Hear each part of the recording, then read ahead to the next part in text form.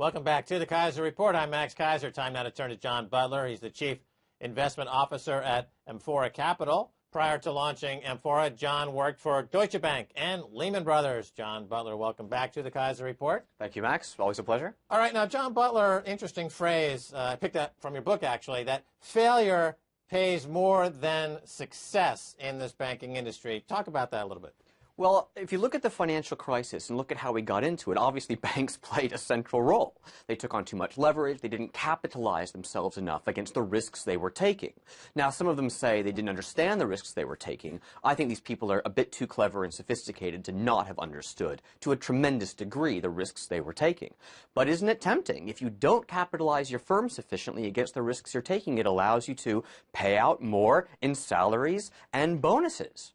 And then if you do sail too close to the wind and you do get taken out by a financial crisis, but then you get bailed out, well, then you got paid twice, didn't you? Up front with the bonuses that you shouldn't have paid out because they decapitalized your institution against the risks, and then the bailout itself. Failure pays better than success. That's part of the reason we're in the mess we're in. You know, the phrase moral hazard is something that people associate or talk in terms of banks when they make bad loans and they're not penalized for making those bad loans. There's no reason why they can't continue to make bad loans. And we used to have something called the bond vigilantes who would come in and they would sell bonds aggressively and they would force interest rates higher, and then this would be, you know, a way to raise that cost of capital to try to rein in the abuses. But now bonds, sovereign bonds, they're bought by the government through quantitative easing. Corporations buy their own bonds by borrowing money at near 0% interest rates. So there is no checks and balances, and moral hazard has graduated to something else more extreme. It's not just a quaint little moral hazard. It's failure as the de facto model. They're seeking to fail, which is isn't that criminality? I mean, talk about it. Well, again, criminality requires a legal definition of criminality, but certainly from the perspective of what comprises a healthy financial system, a healthy economy, and a healthy society, which of course should be served by that financial system and economy, that has been compromised at the core. Central bankers have disarmed the bond vigilantes. Financial markets used to regulate risk-taking behavior by pushing up the cost of borrowing when firms were perceived to be taking too much risk. That hasn't functioned for years as a result of growing central banker activism. But now the rot goes right to the heart of the system. Money itself has become a political tool for taking from one group, that is the savers, prudent people who don't take excessive risks in the economy, to those who borrow, who do leverage up, who do take excessive risks, and who keep getting overcompensated for it at everyone else's expense. All right, so the regulatory framework has failed. There is no checks and balances in the market itself with the bond, what are called the bond vigilantes. They've been neutralized by using the excessively cheap money to keep the bond market inert or in a state of zombification. And you have banks that are more or less seeking failure. Sets up a horrible precedent for society itself, because the lesson that you're transmitting there is that failure pays, and even if without saying that crime pays, you can just say that, well, it's failure pays, and these banks are being compensated to fail. Now let's talk about the currency market, because now really currency is really the underlying, it's a $4 to $5 trillion a day forex market. It's really the biggest market of all. And now that currency market seems to be becoming infected and polluted and collapsing as well as part of these currency wars. Even Bill Gates has recently made the comment that he can't see his companies growing because they're hoarding cash because of the currency war. So what are your thoughts on how the currency war progresses, and how does the UK pound fare in the currency war?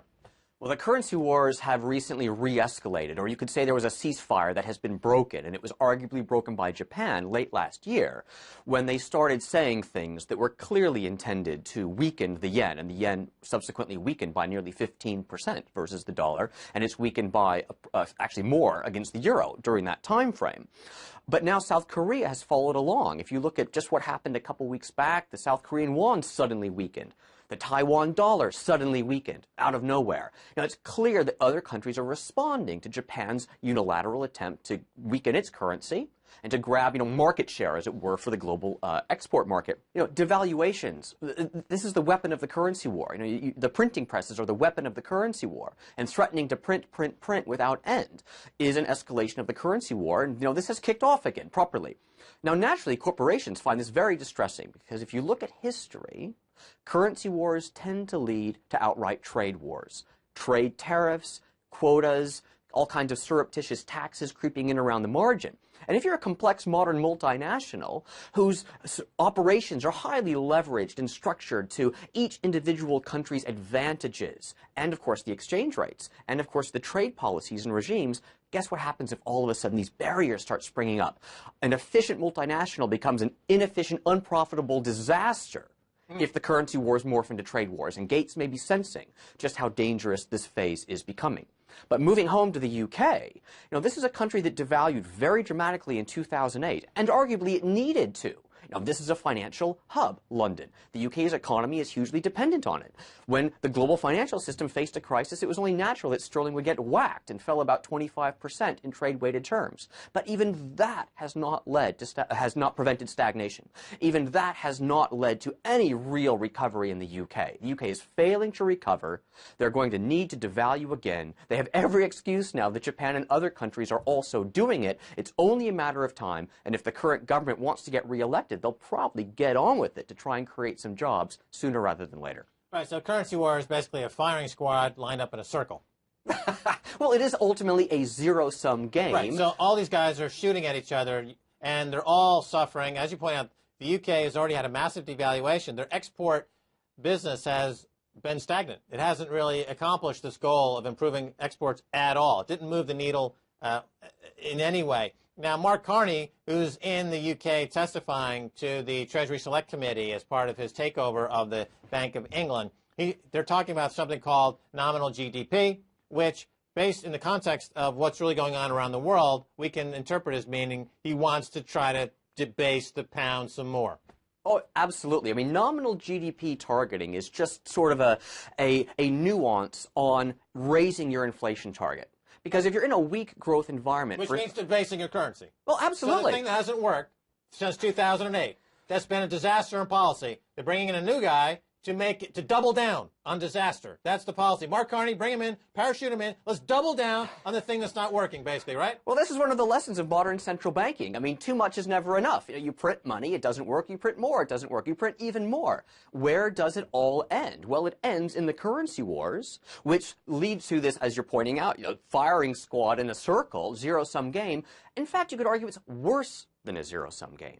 Because the problem is... It's a negative-sum game. It's a negative-sum game. We'll go back to Bill Gates' point. It's a negative-sum game because not only can everyone not devalue against everyone else simultaneously, it's impossible, but in fact, you just destroy incentives to invest. You destroy whatever certainty remained for a corporation to try and implement a new technology, hire some new workers, whatever it might be.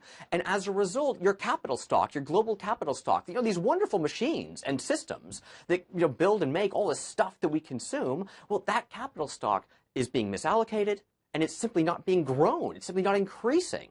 If you look to the future, we're entering an extremely weak but prolonged weak growth environment as a result of a complete lack of investment. But policymakers are ultimately responsible for this, not the captains of the corporations. I mean, don't get me wrong. I mean, everyone has issues in this. I mean, you could argue that, they're part of the problem in certain respects.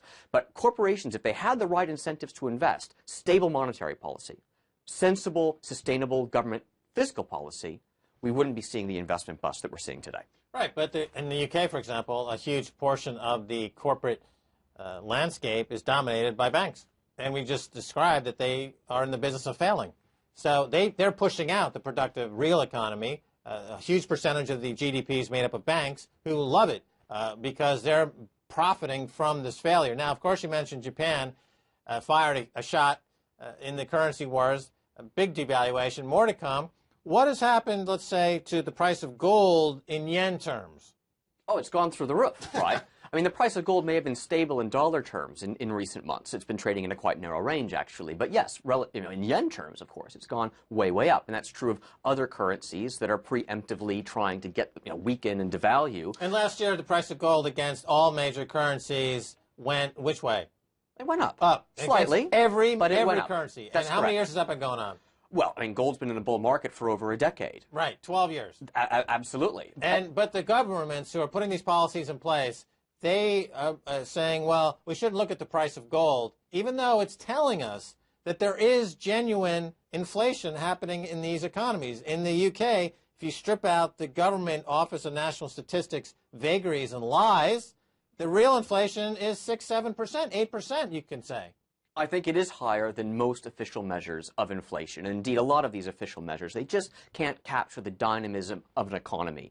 I mean, for example... Wait a minute. They don't do that on purpose because, as we know in the U.S., they leave out certain elements from their statistical analysis because the government doesn't want to pay pension money that's tied to the official inflation rate. So they purposely lowball that inflation number. They have an incentive to lowball that number because the government doesn't want to pay out the pensions that are tied to that rate. The same thing in the U.K. They do the same kind of statistical refiguring here as well. They lie about it. The people going to the shops, they know they're paying probably now 8% a year in annual inflation for stuff that they actually are buying, including the horse meat burgers at Tesco. I mean, that's inflation. It's stealth inflation, right? Because you're substituting cheap for the expensive. You go to Subway and the foot-long sandwich is at 11 inches.